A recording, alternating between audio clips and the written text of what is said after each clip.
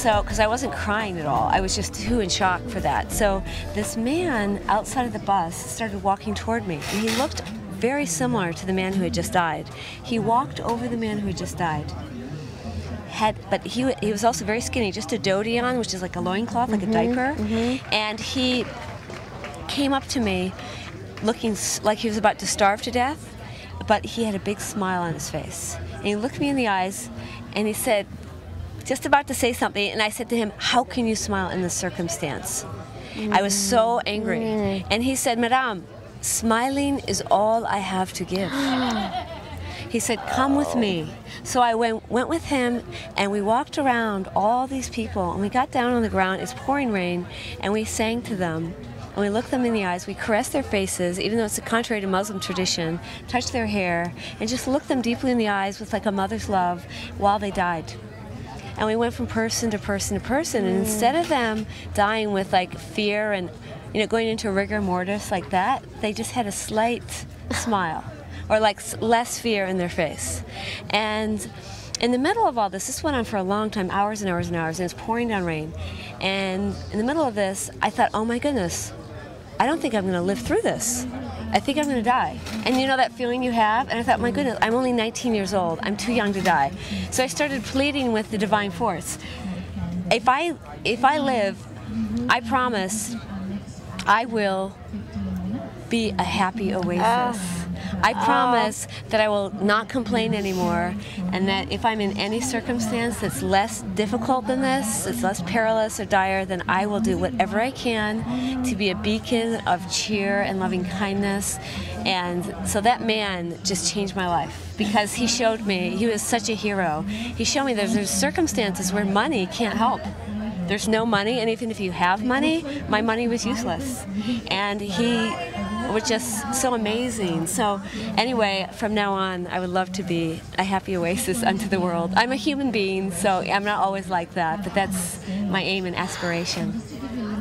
And it's hard to talk after hearing this. I'm so moved. I want to thank you for sharing the story and your heart and your life with us and your vision, and you are a happy Oasis. And you brought so much depth and meaning to your name, and I will never see you the same.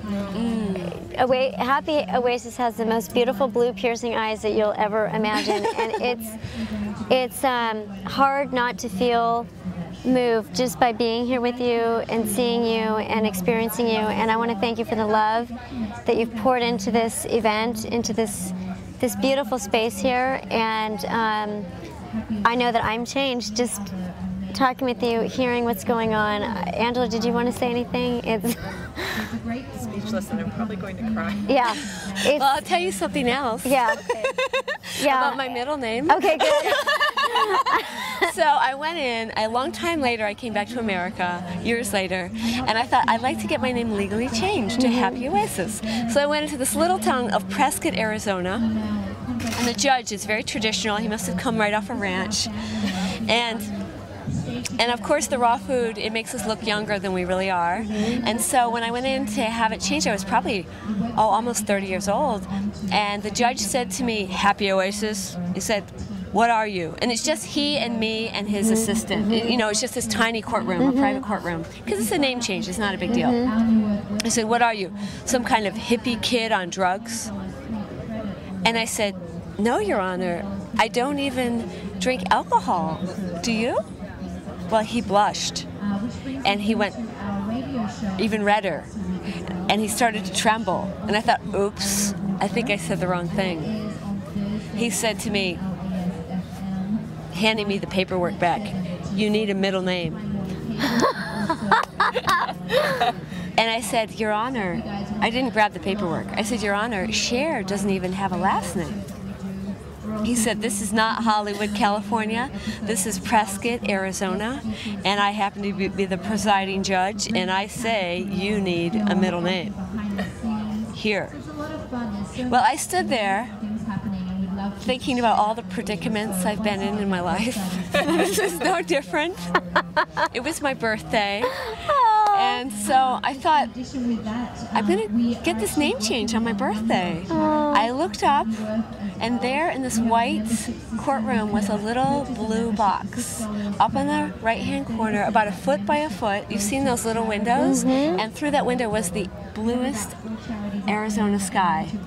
So I looked down at the judge and said, Your Honor, Heavenly is my middle name. And he said, what? Because he was hoping for Jane or Mary or something reasonable. And when I said Heavenly, he just rolled his eyes again and just wrote it down, and we finalized the name change.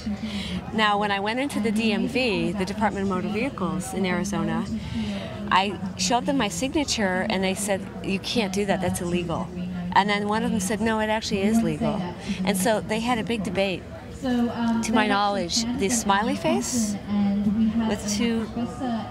without a circle around it is the only smiley face signature in America, possibly in the world. So that's my legal signature. I love it. And on occasion, people do request that I forge my signature, so I add my name.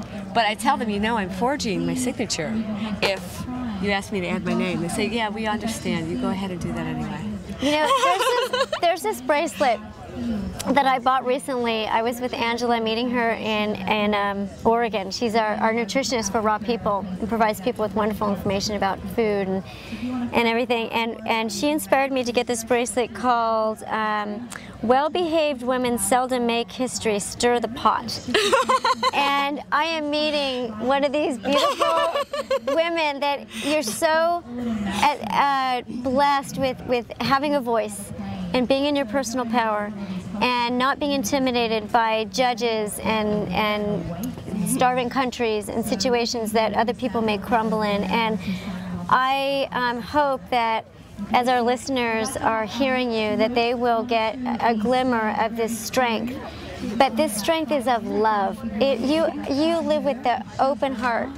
And I personally hope that I can have that as my intention as well, to remain open-hearted the way you have, and not to be afraid to see what is going on in the world, but not just stopping there, doing something about it. And I have so many more questions I want to ask you. We are going to be at all the Raw Spirit festivals that we can. Wonderful. We're sponsoring the other two as well. And so I know I'm going to have more time, hopefully, to ask that. We've been very gracious with your time. Angela, I know, won't be at the next one. So do you have any other question you wanted to ask, since I know I'm going to try and grab her again another time? Well, I think that one question that a lot of people have that they ask me is, how do you kind of handle guilty feelings if you're not 100% raw? Do you have any tips for kind of transitioning and working to love yourself, even if you're not able to be 100% raw or even 100% vegan right off?